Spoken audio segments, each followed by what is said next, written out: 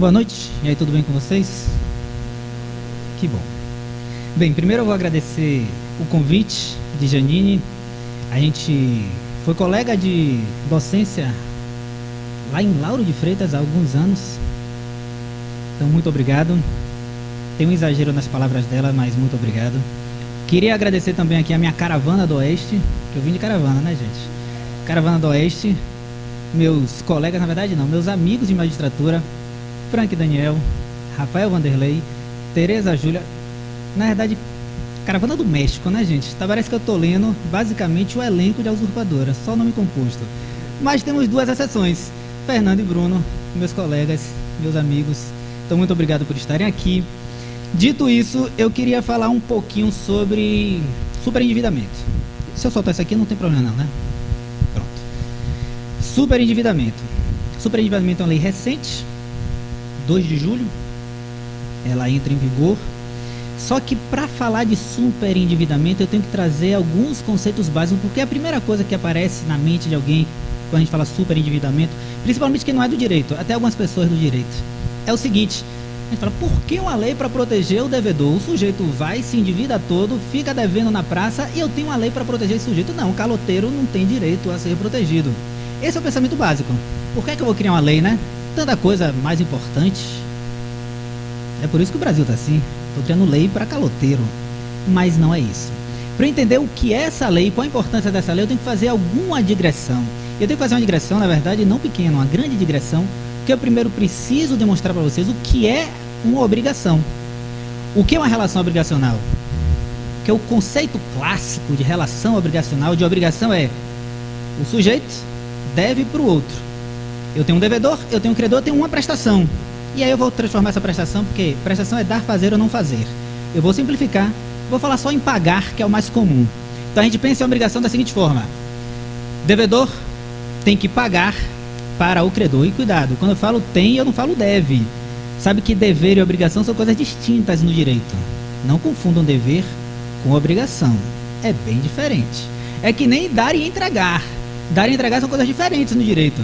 Dar é transmissão de propriedade, e entregar é transmissão de posse. Muitas vezes você fala dar, você está pensando em entregar. E eu não preciso ser mais explícito que isso, porque a malícia eu consigo ver daqui.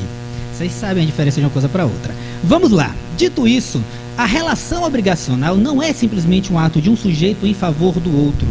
A relação obrigacional, ela é um processo.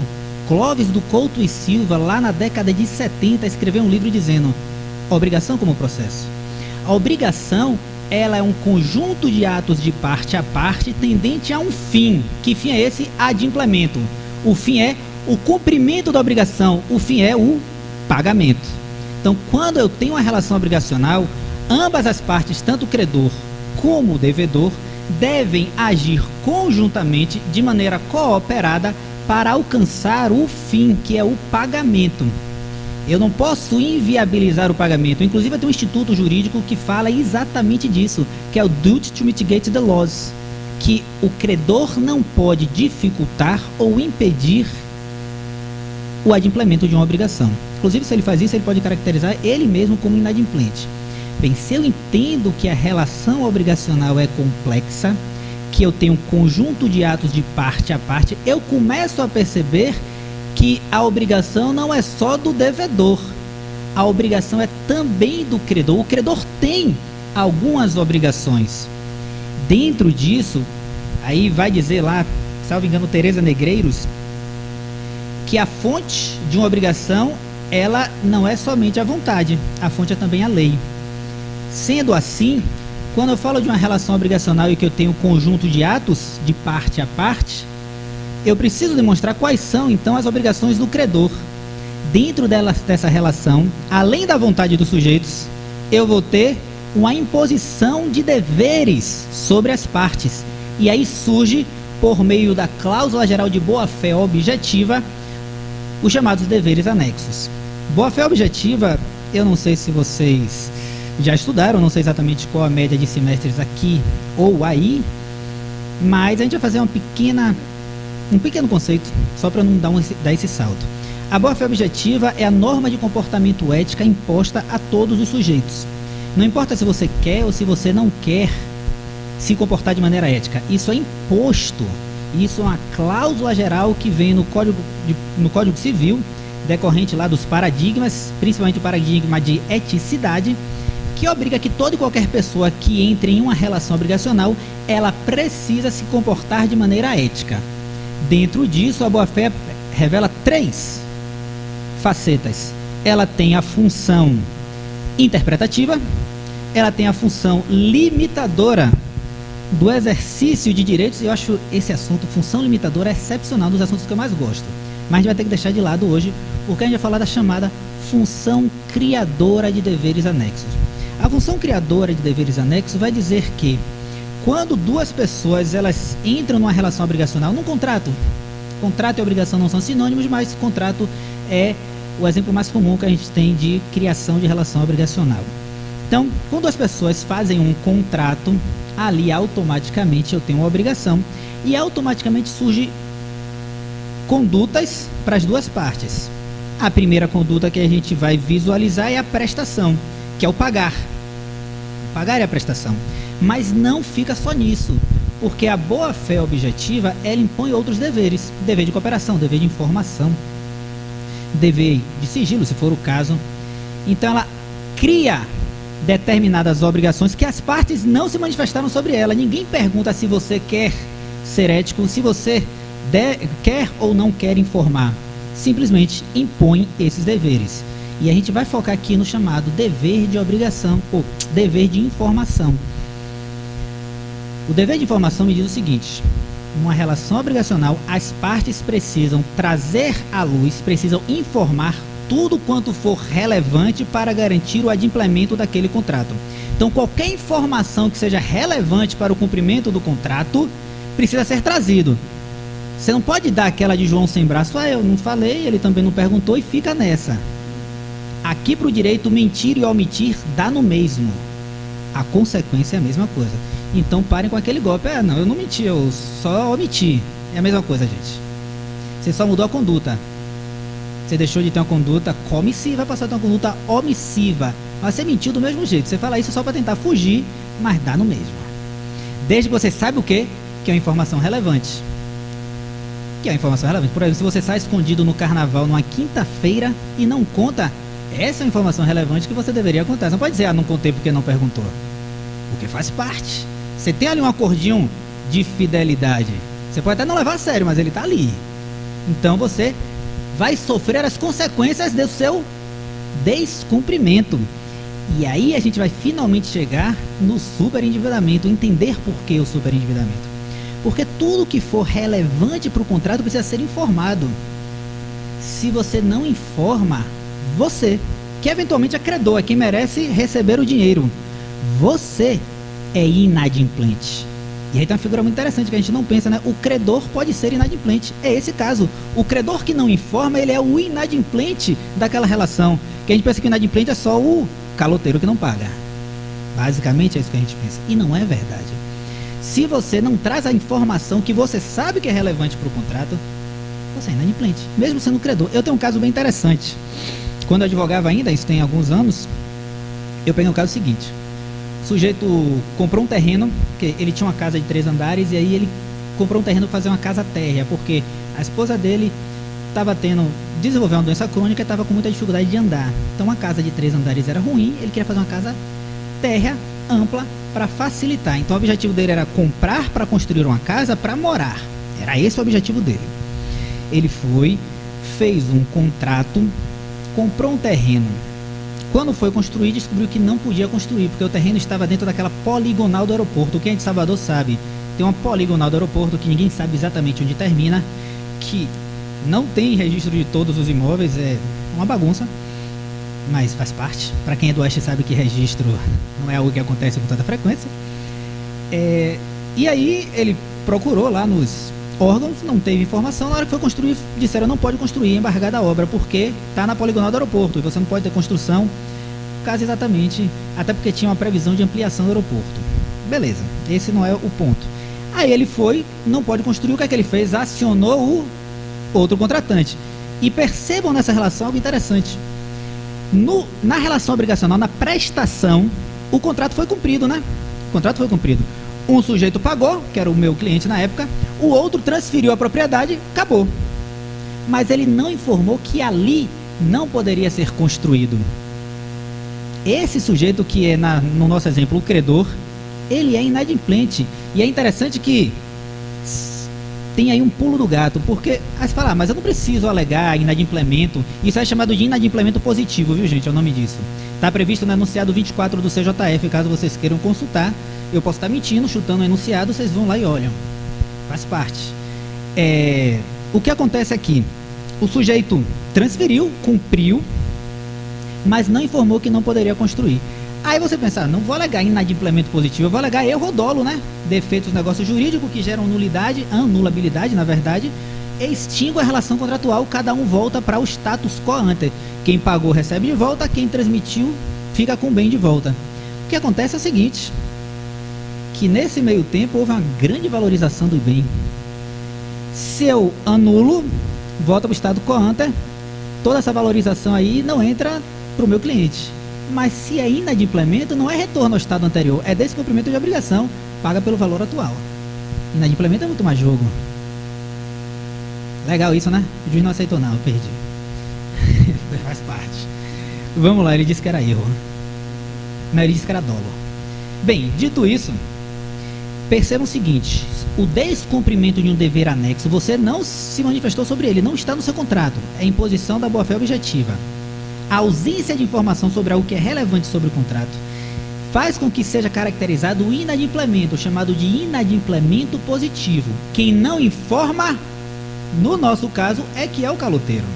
E por isso foi feita toda essa digressão para a gente entender como funciona e para que funciona a lei do superendividamento.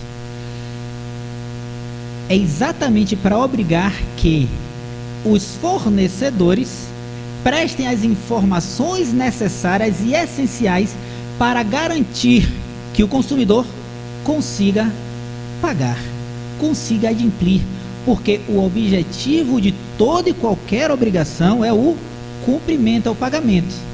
Não existe obrigação que não seja criada para não haver pagamento. E quando eu falo pagamento no sentido técnico-jurídico. Pagamento é cumprimento de prestação. Se você dá, faz ou não faz, isso é pagamento. Pagamento não é só dinheiro. Mas, para o nosso exemplo, podem ficar com a ideia de dinheiro, porque é basicamente o que a lei fala, a lei de superendividamento. Percebam, então, que o que acontece aqui é uma lei que busca garantir a informação e aí sim, por meio da informação, proteger o consumidor. Porque o consumidor, nessa relação, ele é quem está em desvantagem. Eu tenho uma relação aí, vou sair daqui, está dando ruído. Eu tenho uma diferença de forças entre consumidor e fornecedor. Então, eu estou obrigando o fornecedor a prestar essas informações. Esse é o contexto fático que nós temos para entender o superendividamento. Se você não entende a obrigação como um processo e como consequência disso a boa-fé obrigando o dever de informação, você não entende superendividamento. E aí o meu foco aqui, agora sim, nós vamos entrar na parte efetivamente de superendividamento, não é falar sobre os procedimentos, sobre os instrumentos, não é esse o foco. Até porque me foi passado que os semestres são mais novos, não são tão avançados. Eu quero que vocês entendam qual a lógica por trás, entendam a mecânica, e aí sim a gente vai falar de alguns dispositivos, mas vocês têm a lei para ler, não tem muito mistério.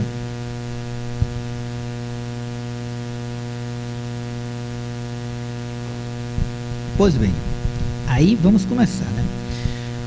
O que é o superendividamento? O que é o consumidor superendividado? É o sujeito que deve muito? Não necessariamente. Superendividado não é aquele sujeito que deve pra caramba, não. Normalmente sim, mas nem sempre. Superendividamento é um instituto jurídico. Lá no artigo 54A, parágrafo 1º do CDC, né, porque a lei 14.181 ela reformou o CDC, então integra lá, vocês vão ver um conceito. Vamos ver um conceito que diz assim: o superendividamento ocorre quando o consumidor, pessoa natural, de boa fé, não tem condições de arcar com todas as suas dívidas sem afetar o seu mínimo existencial. Esse é o conceito. Vamos lá. Então, o que acontece? Para eu identificar o que é um consumidor super endividado, eu tenho que identificar 3 requisitos. Primeiro, está lá na lei. Primeiro, pessoa natural, pessoa jurídica não pode, está fora da lei. Pessoa jurídica não tem direito a utilizar os instrumentos protetivos decorrentes da lei do superendividamento. Segundo, boa fé. O sujeito que quer pedir a proteção dos instrumentos decorrentes da lei precisa estar de boa fé. Ou seja, aquele sujeito que assumiu, eu tenho a impressão que o microfone está falhando. Se tiver, me avise. Ou seja, aquele sujeito que assumiu a obrigação, ele assumiu querendo pagar. Quando ele assumiu, ele achou que ia pagar. Por algum motivo ele não conseguiu. Mas eu estou achando que está falhando um pouquinho, né? Eu notei. Mas aí vocês me avisam. Bem alto? Esse é o mais alto que eu consigo. Mentira, eu consigo falar mais alto que isso, mas eu acho que vai ficar muito alto. Ficou bom? Beleza. Eu vou falando aí, vocês me avisam, eu paro. Voltando. Então, o segundo requisito é boa fé. Se o sujeito não está de boa fé, não tem direito a usar os instrumentos protetivos da lei. Aquele sujeito que já assume a obrigação para não pagar, aí esse sim vocês podem chamar de caloteiro, esse não me incomoda não. Esse aí sinta-se à vontade. Pode fazer o juízo de valor sobre esse. Esse está valendo. Esse aí não tem direito à proteção. E aí tem uma classificação, caso vocês queiram dar uma olhada, tem uma classificação sobre superendividamento, que é você ter um superendividamento consciente, inconsciente, ativo, passivo. E aí você não teria a proteção ao superendividado consciente ativo, que é aquele sujeito que assume na intenção de não pagar. Mas como eu disse, eu não vou entrar muito nas questões mais técnicas, eu quero trabalhar com a mecânica. Você precisa estar de boa fé, o consumidor precisa estar de boa fé para ter direito. Essa boa fé aí, nesse caso eu vou falar dos dois aspectos. Eu vou falar de boa fé objetiva, porque essa é imposta a todos independentemente de querer ou não querer. E sim boa fé subjetiva, que é a crença de estar agindo conforme o direito. Boa fé subjetiva é isso. A diferença de objetiva para subjetiva é isso. Sempre que vocês ouvirem a palavra subjetiva, está ligado a sujeito.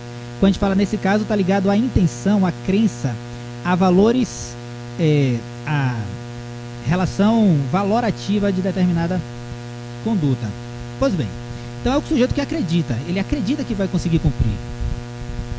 Esse é o segundo requisito. O terceiro requisito é mínimo existencial. Por isso que eu falei que não necessariamente é o sujeito que deve muito. Para entrar no conceito de superendividado, precisa a dívida, ou as dívidas, normalmente é mais de uma, afetar o mínimo existencial desse sujeito. O que é mínimo existencial? Bem, se você realmente quiser saber o que é mínimo existencial, eu aconselho o livro de Luiz Edson Fachin, Estatuto Jurídico do Patrimônio Mínimo. Excepcional sobre o tema.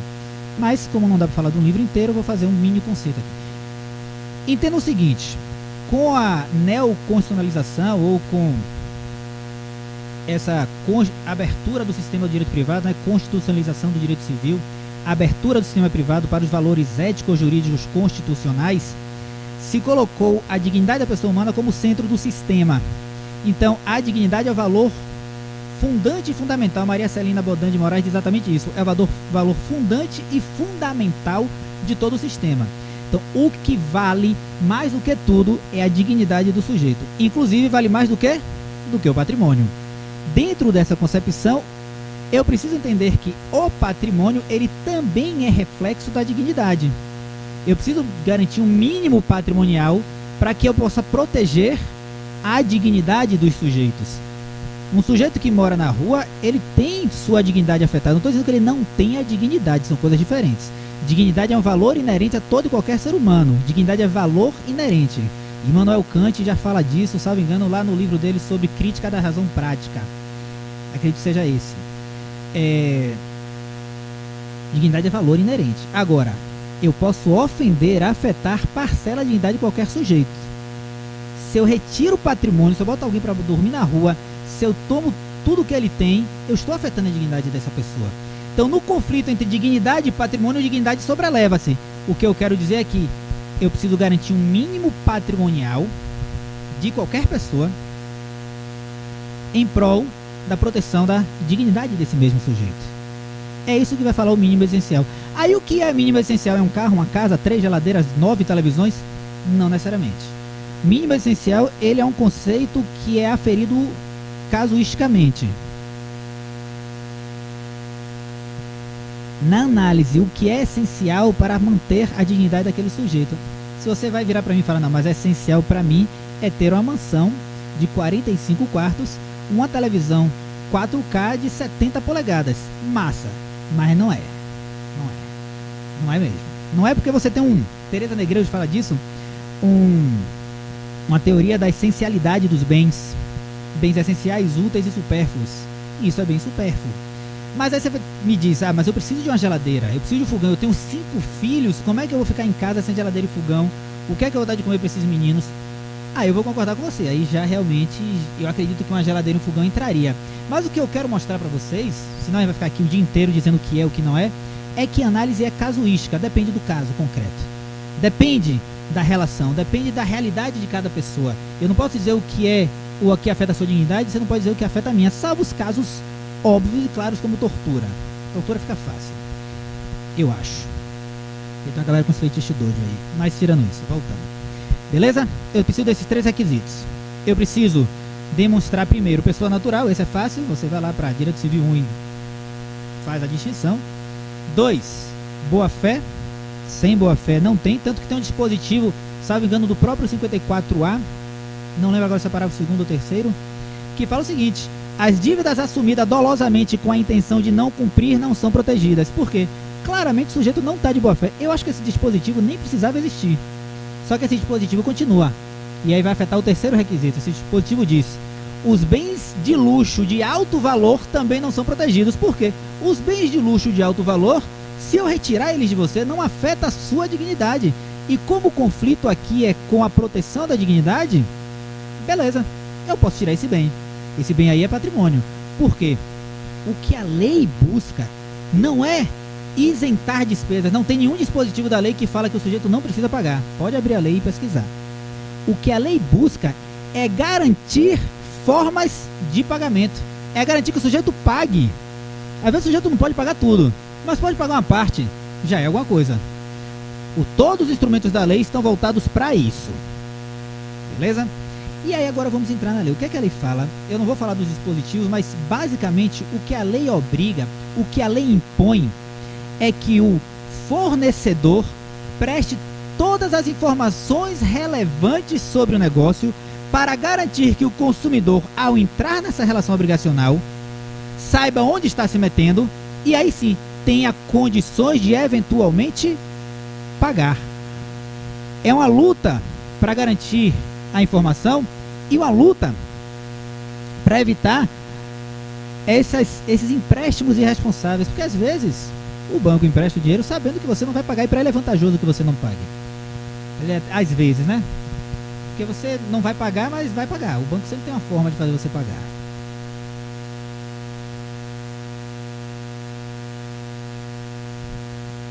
Pois bem, não existe nenhum dispositivo que fale de isenção, você não precisa pagar. Todos os dispositivos estão voltados para garantir formas de pagamento e todos como reflexo da obrigação de informar. O fornecedor que não informa, ele assume o risco de ser inadimplente. Por quê? Porque ele não cumpriu a obrigação que lhe é imposta. Aí a lei vai falar de algumas coisas. Todo contrato que venha a envolver empréstimo, financiamento e qualquer contrato desse estilo, dessa natureza, precisa o fornecedor dizer taxa de juros, precisa dizer o valor do bem com juros e sem juros, precisa dizer todos os encargos que vão incidir sobre aquele contrato, todos os encargos.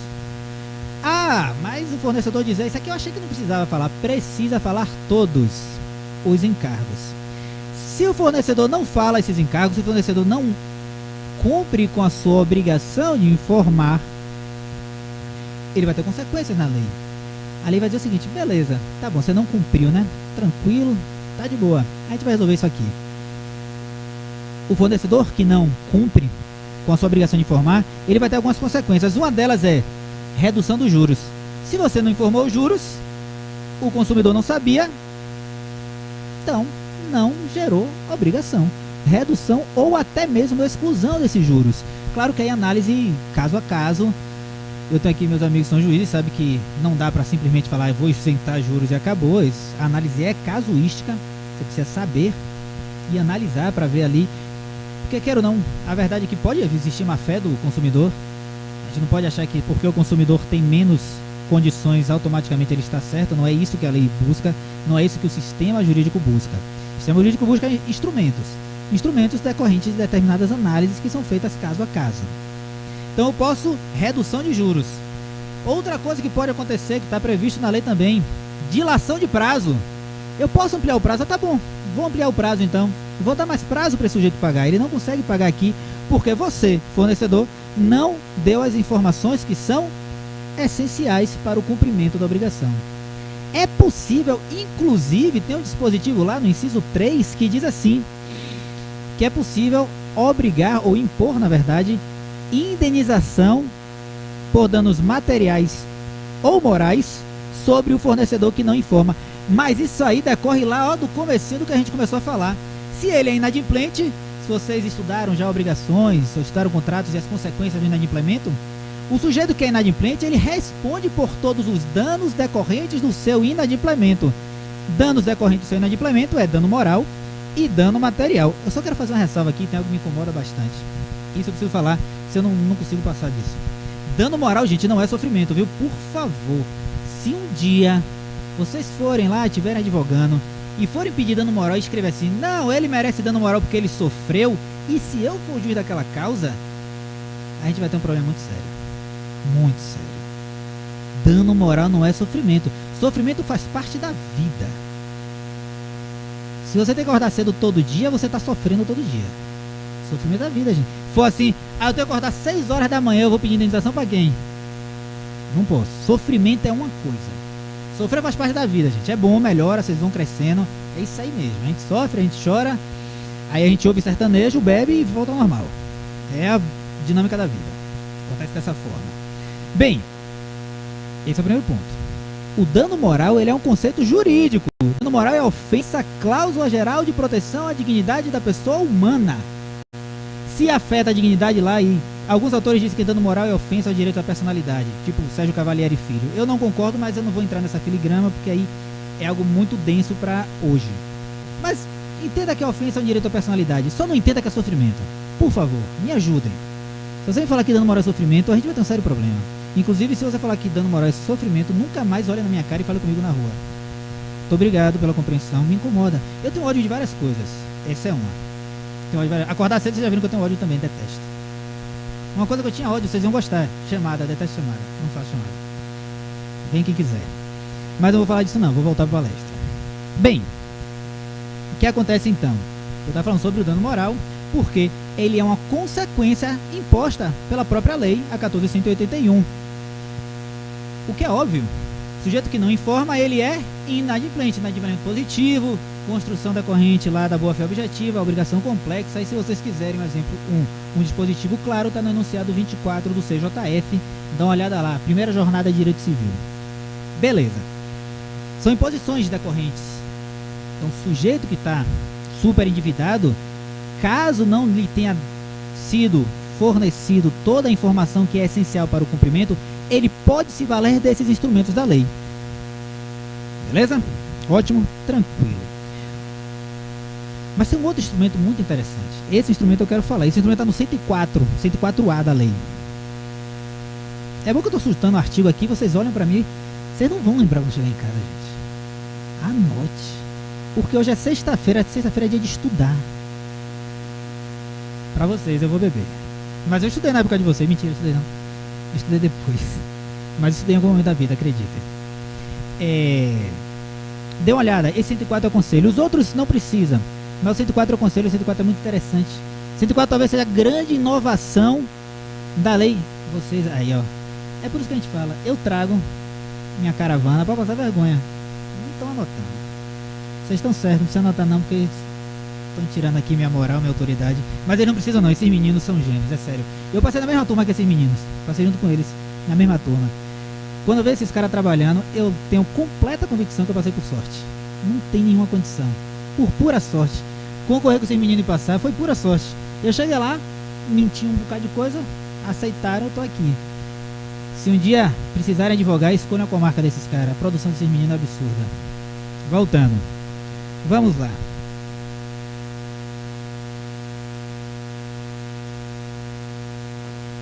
Eu ia falar sobre o instrumento do 104, tanto suspense, né? Já tem meia hora dizendo que eu vou falar e não falo. Que é o instrumento da repactuação das dívidas. O que acontece aqui é muito interessante. Lembra que eu falei que o objetivo da lei não é a isenção de dívidas, mas o pagamento, criar formas para garantir que o sujeito venha pagar? Primeiro eu falei das sanções. O sujeito que não cumpre, o fornecedor que não cumpre com suas obrigações, ele vai responder, aí eu tenho as sanções da isenção de juros, redução de juros, dilação de prazo ou eventual perdas e danos. Mas aí eu vou voltar agora para o segundo passo. Quer dizer então que eu fiz o contrato, me foi dado todas as informações, mas eu, por algum motivo da vida, não consegui pagar. Pandemia. Imagine que você é dono de uma casa de shows, vem a pandemia, é um evento que você não tinha, você queria pagar, mas você não tem como pagar. Aí a lei cria repactuação das dívidas. Ela me diz assim: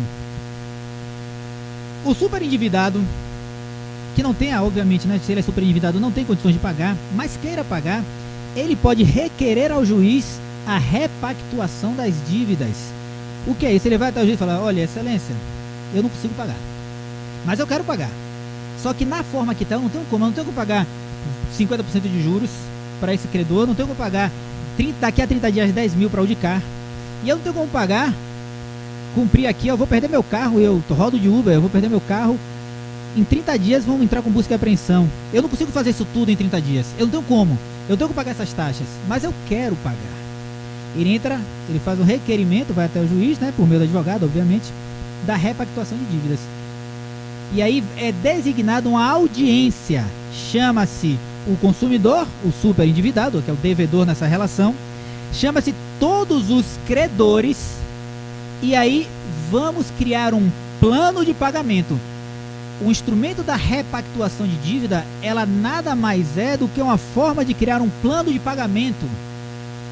Senta os credores, vem cá, credor, como é que você aceita receber? Essa taxa de juros é impossível, 30 dias é impossível, vamos negociar?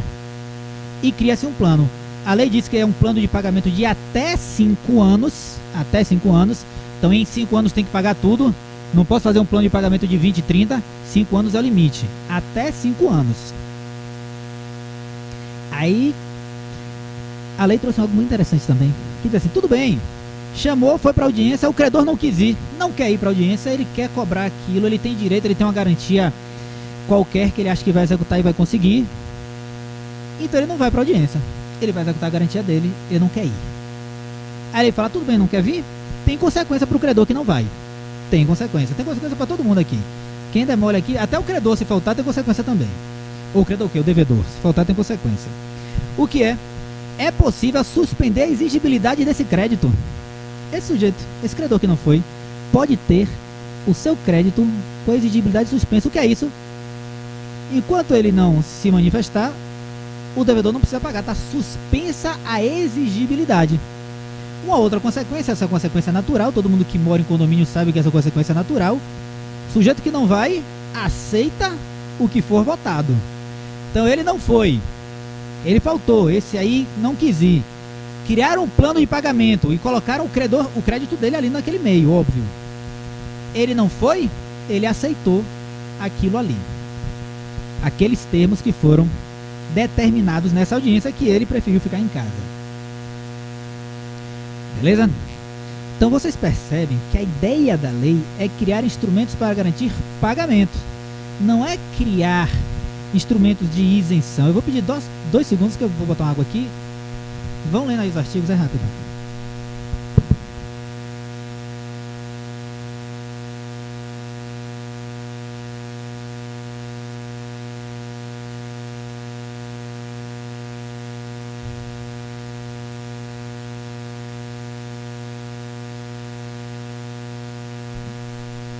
Muito obrigado pela paciência de vocês, exceto de Janine, que eu fui beber água, ela foi embora. Muito obrigado. Vamos lá. Bem, os instrumentos são de pagamento. Os instrumentos são de garantia de adimplemento, não de isenção. E o objetivo dessa aula toda, desse bate-papo, é exatamente trazer para vocês toda a mecânica, todo o pensamento por trás da lei. E aqui eu vou para a terceira fase, já final, para a gente já terminar, porque é sexta-feira, né? A gente tem que ir ali para a gente já terminar, que é a ampliação desse pensamento para além da lei. Então nós falamos qual é o fundamento, nós falamos dos instrumentos. Agora eu quero fazer com vocês um momento mais de reflexão. A ampliação desse pensamento, será que eu caio? Se eu cair, você corta aí, por favor, muito obrigado. A ampliação desse pensamento para além da lei. Trazer essa ideia tão importante de que credor e devedor não são inimigos. Para a gente que está no judiciário são, né? A galera entra já saindo na mão. Mas tirando isso, não são a princípio inimigos. Por quê? Porque se eu tenho a obrigação com uma relação complexa, que depende de atos de parte a parte, se eles forem inimigos, eu automaticamente estou inviabilizando o fim primais de qualquer obrigação. Eu estou impedindo, eu estou evitando o próprio pagamento. A gente precisa tirar essa ideia de que, principalmente de devedor é caloteiro, e aquela outra, né? E credor é ganancioso. Não, o cara tem direito ao crédito e tem que receber. Ele tem que receber. Ninguém está falando que ele não tem que receber, não. O devedor, tirando aquele que a gente falou, né? O cara que já assume se quer pagar, esse é caloteiro. Esse aí fique de boa, pode falar mal dele. Ele normalmente, ele quer pagar. Mas vamos ser bem sinceros. Você está devendo a um banco, a uma loja, 10 mil reais. Seu negócio quebrou. Você tem 2 filhos. Você vai optar pagar o empréstimo ou botar comida na mesa? Se você falar o empréstimo, gente, não tenha filho não, viu? Está invertida a sua prioridade. Essa é a questão. Por quê? Porque eu estou falando aqui de relações em que há afetação direta à dignidade, em que eu afeto o mínimo existencial. Por isso, isso tem que ficar muito claro. Não saia daqui, compre uma Mercedes e diga super endividado. Não é isso. Se eu comprar uma Mercedes e falar super endividado, você vai estar super endividado no conceito não técnico jurídico. Vai estar super endividado porque você vai ter um débito que você vai levar uma vida e mais 100 anos para pagar. Mas aí, nesse, eu vou entrar em coro com vocês, caloteiro. Esse aí tem muito pra correr, não. A questão é o mínimo existencial. É sempre isso. O conflito é sempre a dignidade. O patrimônio é importante? É. Todo mundo quer ter um mínimo, uma base patrimonial para ter as coisas que gosta, para poder fazer as coisas que gosta. Ótimo. Mas o patrimônio não é mais importante do que a dignidade. É preciso levar esse pensamento da lei tão importante para todas as relações obrigacionais que vocês se depararem. Porque a lei ela tem um corte muito claro. A lei está falando de relação de consumidor e fornecedor, porque está dentro do CDC. Fala de pessoa natural, ela traz os seus requisitos. Mas eu preciso fazer ampliação, eu preciso sempre que me deparar em relações antagônicas, envolvendo crédito, envolvendo débito, eu preciso perceber que a boa-fé é presunção, inclusive é um dispositivo. Boa-fé se presume, má-fé se prova. Eu preciso entender que, a princípio, a ideia é o pagamento. As partes querem e devem pagar. E uma vez me deparando com isso, seja no papel de juiz, seja no papel de advogado, inclusive o advogado tem um papel muito importante nesse filtro de demandas, onde podem ser resolvidas muitas vezes extrajudicialmente. Se eu entender que a cooperação é o caminho, desde que eu tenha em foco a dignidade, desde que eu presuma a boa-fé, porque a boa-fé é efetivamente a presumida, é uma disposição. Desde que eu ache que todo mundo entra na relação para pagar, porque o pagamento é o fim primais de toda e qualquer obrigação. Se vocês saírem daqui hoje com essa reflexão, se vocês começarem a enxergar as relações obrigacionais, o conflito entre devedor e credor de uma maneira diferente da que vocês entraram, eu para mim estou satisfeito, eu posso tomar minha cerveja feliz, porque eu cumpri o meu objetivo de hoje. É importante saber o instrumento da lei? É. Vocês são operadores de direito. Mas é importante saber o que gerou aquela lei, o que motiva, qual é exatamente a finalidade e a teleologia de toda e qualquer norma. E eu estou satisfeito por hoje. Eu vou encerrar por aqui. Tem perguntas? Pode abrir perguntas? Não sei como é o sistema aqui. Não? Então eu vou fazer o seguinte. Você fala, peraí. Não. Você acabou de falar que não tem perguntas? Você pode, né? Você é diferente. Manda, diga aí.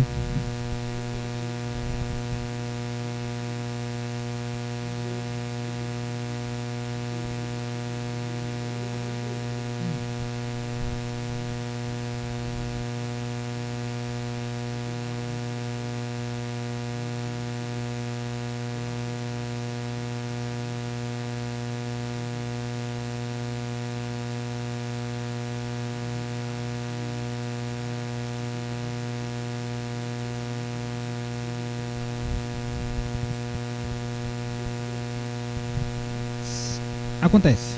Mas isso aí acontece por uma questão extrajurídica. Mas vamos lá. Isso acontece muitas vezes pela demora do processo, por uma questão estrutural do judiciário.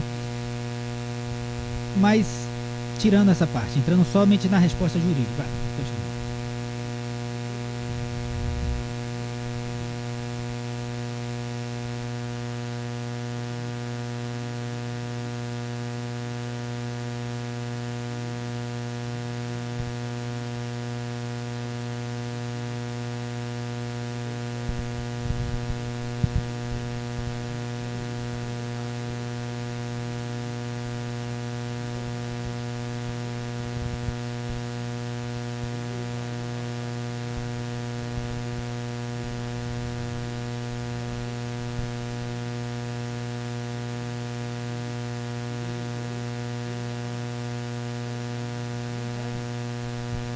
Vamos lá.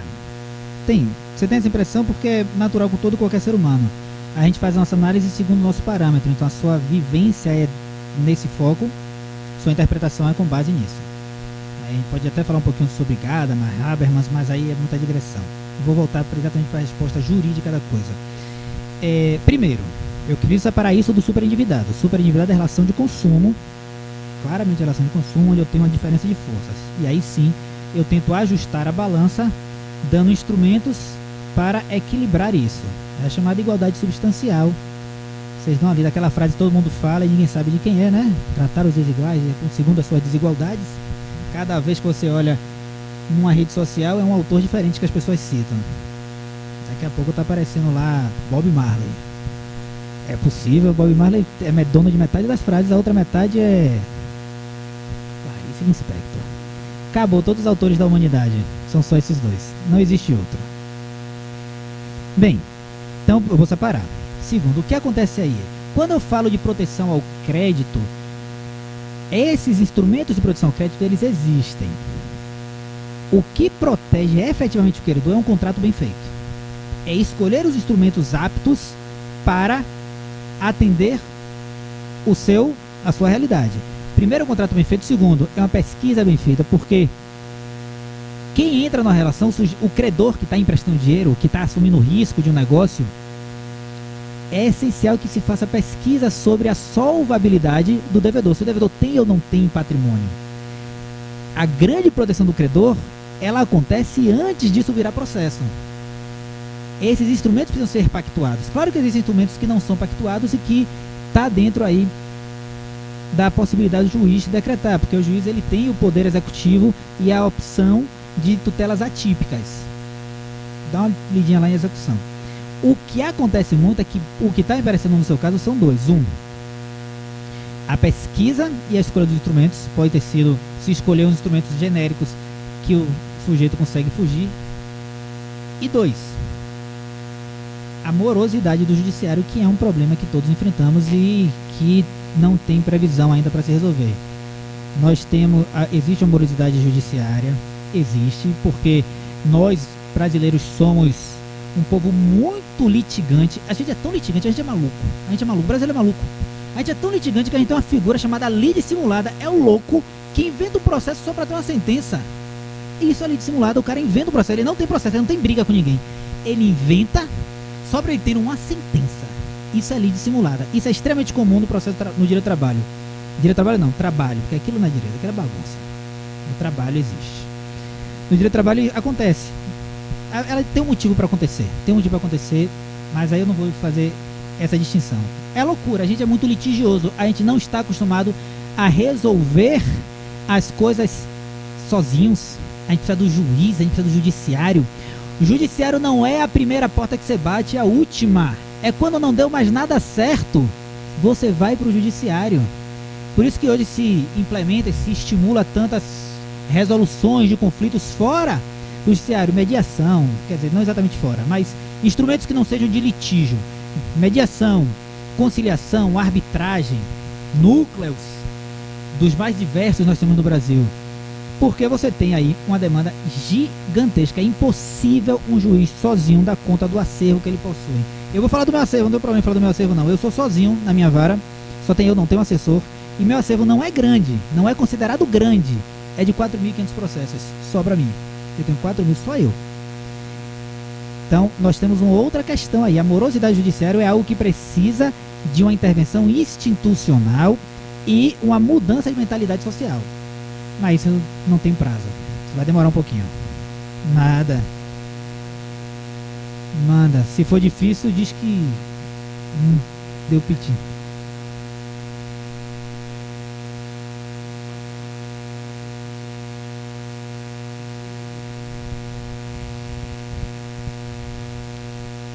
Primeiro, não é exatamente um parcelamento, é um plano de pagamento, que não necessariamente vai se revelar como parcelamento. Pode ser um parcelamento, mas não necessariamente é.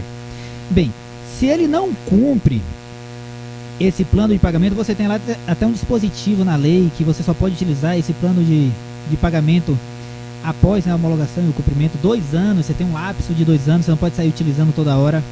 O não cumprimento disso vai recair nas próprias sanções que são feitas no próprio plano.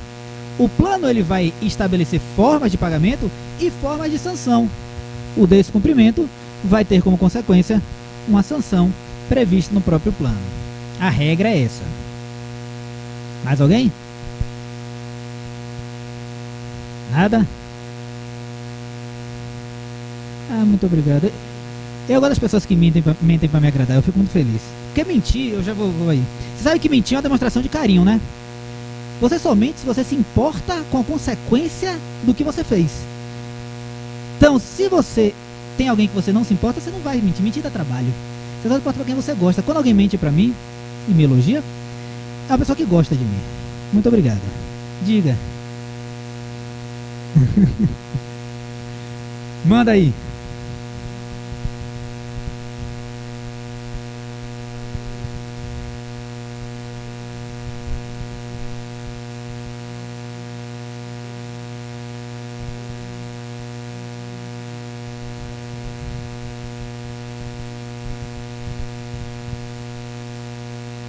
Vamos fazer uma pequena ressalva aí. Contrato você tem.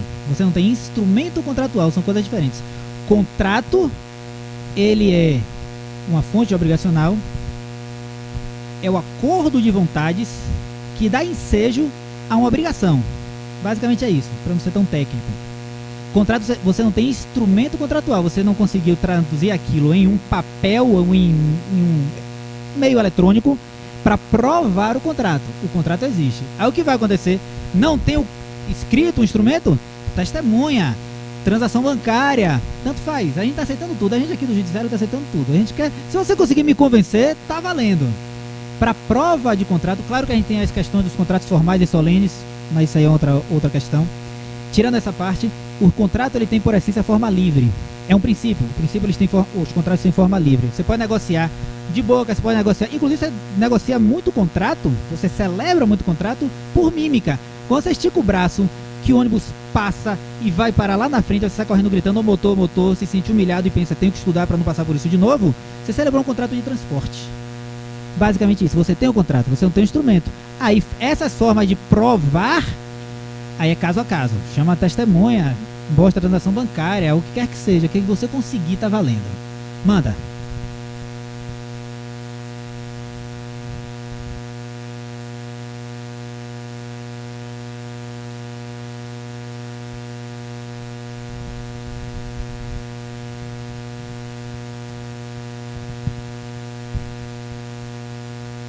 É uma forma de prova. Acredito, não é. É uma forma de prova. Não tem nenhum problema. Você está criando um indício de contrato. de contrato não, de instrumento contratual. Beleza. Manda.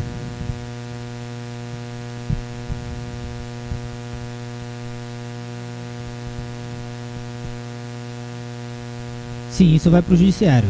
Isso vai para o judiciário. Essa audiência ela é presidida ou pelo juiz ou por um conciliador.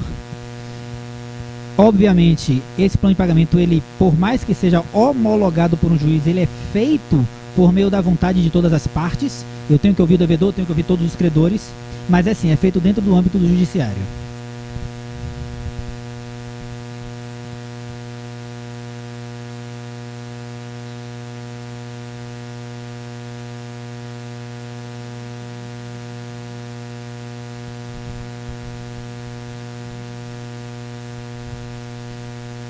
Em regra, sim, mas eu não posso lhe dizer porque depende do caso. Multa, ela ocorre quando ela é prevista. Multa é uma sanção pelo inadimplemento. Se você pegar lá e estudar inadimplemento, você vai ver que eu tenho vários aspectos. Eu tenho multa, eu tenho perdas e danos, eu tenho as trentes, eu posso botar multa, que é uma espécie de multa diária. Depende.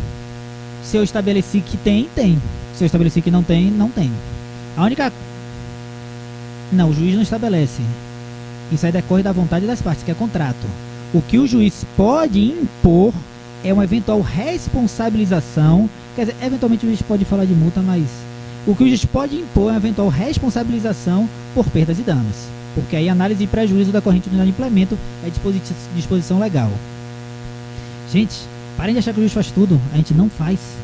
Vocês resolvem sozinhos, a gente só faz o que não dá para vocês resolverem. Mais alguém? E detalhe, a gente não resolve o problema em todos os seus âmbitos, não. Resolve o problema só no âmbito jurídico. O âmbito social, afetivo, íntimo, o judiciário não resolve.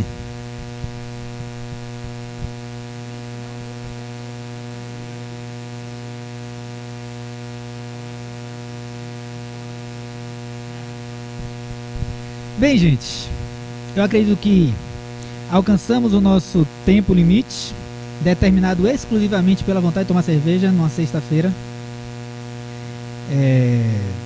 Foi um prazer.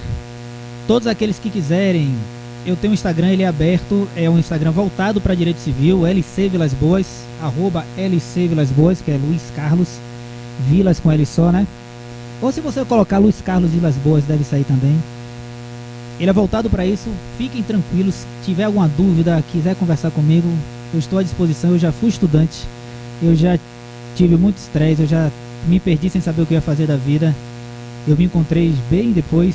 Eu só resolvi estudar para juiz já com 35 anos. Então, qualquer conflito que vocês tenham, acredite, eu já devo ter passado. Sintam-se à vontade. Beleza? Foi um prazer. Tenham uma boa noite. Vai fechar?